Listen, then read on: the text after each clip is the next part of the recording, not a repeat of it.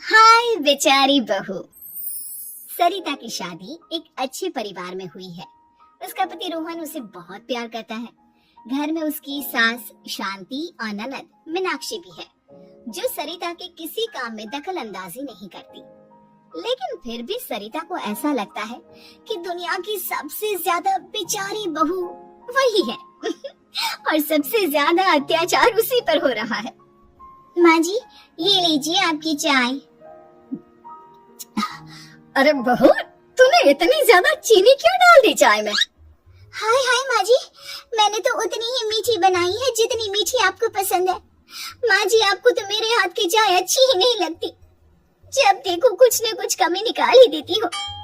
अरे बहू, तू एक बात के पीछे ही पड़ जाती है। मैंने ऐसा कब कहा कि तू रोज चाय खराब बनाती है? सरिता अपने कमरे में चली जाती है और फोन उठाकर अपनी माँ से बात करती है। हेलो माँ, कैसी हो आप? क्या कर रही हो? मैं तो ठीक हूँ, पर तू बता, तेरा मूड कैसा है? तेरी आवाज से लग रहा है कि कुछ तो हुआ है तेरे ससुराल में। अरे क्या बताऊँ माँ, यहाँ तो हर समय मेरे साथ बहुत बुरा व्यवहार होता है। मैंने अपनी सास के लिए इतनी अच्छी चाय बनाई, लेकिन मेरी सास चाय पीते ही मुझे 4 बातें सुना दी। बेटी, तू इतनी छोटी छोटी बातों पर ध्यान ही क्यों देती हो? तुम्हारी सास ने कुछ बोल भी दिया तो क्या हो गया, वो बड़ी है ना तुझसे। माँ ने इतना समझाया, लेकिन इस बात का सरिता पर कोई असर नहीं हुआ। अपनी बेचारी बहू की छवि वो बदलना ही नहीं चाहती। अगली सुबह सब नाश्ते के टेबल पर बैठकर नाश्ता कर रहे थे, तभी सरिता ने अपने पति से कहा, सुनिए जी, मुझे ना आज बाजार से कुछ सामान लेकर आना है। आज आप ऑफिस से आने के बाद मुझे लेकर चलना ना। भाभी, मुझे भी कुछ किताबें खरीदनी है।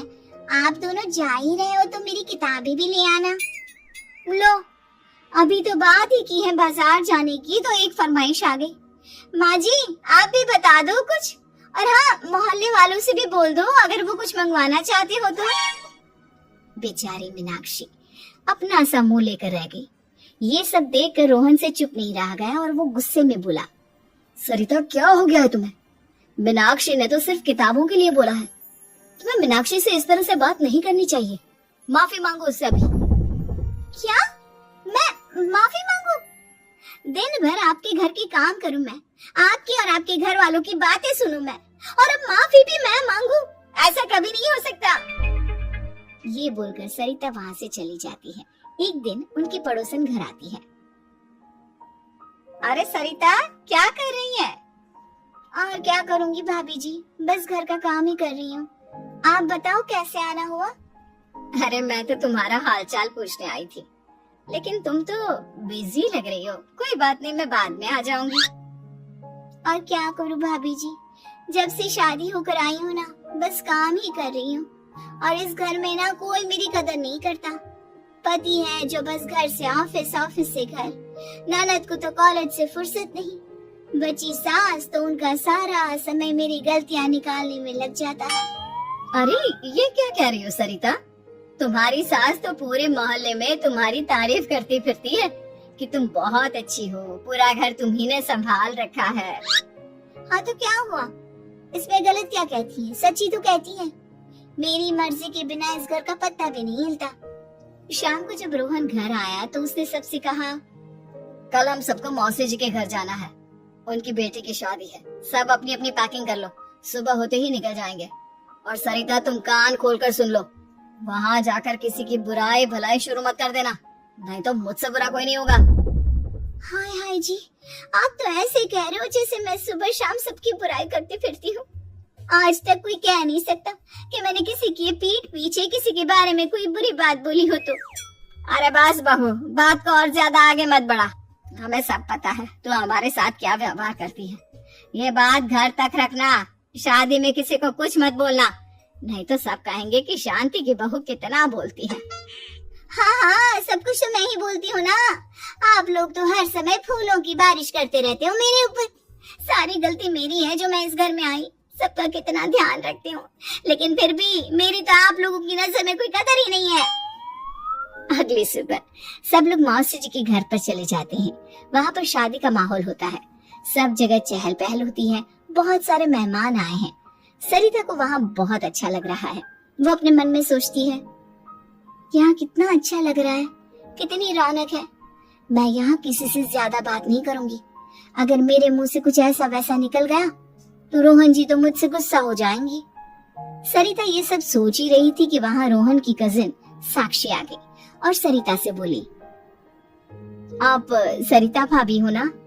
जितना आपके बारे में सुना था, आप तो उससे भी ज्यादा सुंदर हो। हाँ वो तो है, मेरी सुंदरता की तारीफ सब करते हैं। मेरे मायके में तो सब यही बोलते हैं कि रोहन जी की किस्मत बहुत अच्छी है जिन्हें मैं मिली। लेकिन आप कौन है?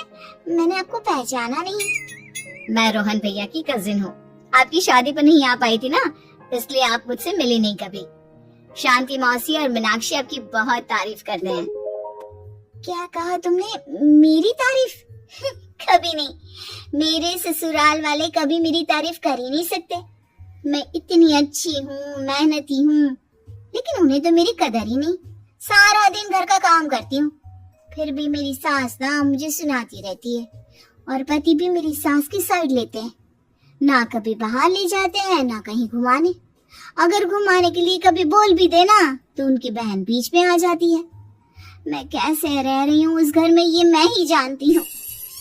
सरिता की ये बातें सुनकर साक्षी को बड़ी हैरानी हुई। अब वो हर किसी के सामने अपनी बड़ाई और ससुराल वालों की बुराई करने लगी। रोहन और शांति को सरिता पर बहुत गुस्सा आया, लेकिन वो चुप रहे।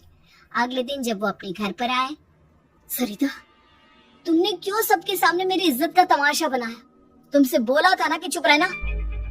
अजी ऐसा भी क्या कह दिया मैंने जो इतना भड़क रहे हो? तुम जहाँ जाती हो अपना रोना शुरू कर देती हो, कभी किसी दूसरे की बात ही नहीं सुनती, बस अपनी कहती रहती हो। तुमने सबके सामने हमारा तमाशा बनाकर रख दिया है। हे भगवान, मुझे अपने पास बुला ले। जिस घर में मेरी कदर ही नहीं, उस घर में मेरा क्या काम?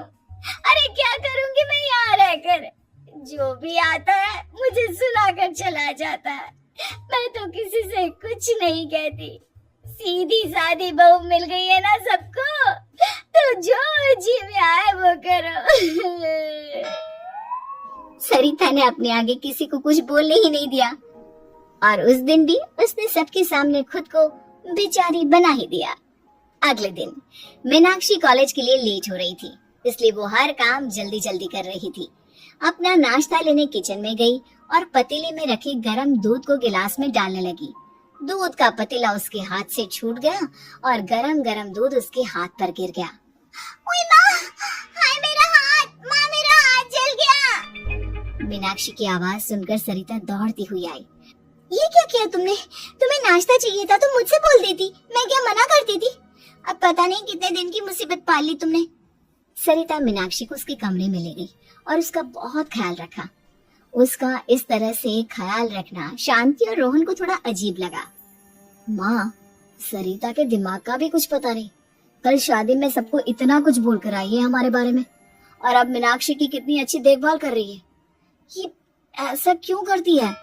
बेटा, तेरी बीवी की ना आदत हो गई है सबके सामने खुद को बेचारी दिखाने की, और आदत इतनी जल्दी नहीं बदलती। जब ये बोलना शुरू करती है तो रुकने का नाम ही नहीं लेती, इसलिए इसे पता ही नहीं चलता कि ये किसके सामने क्या बोली जा रही है। लेकिन दिल की बहुत अच्छी है। हमें भी अपना दिल बड़ा करके ये जैसी है इसे स्वीकार करना चाहिए।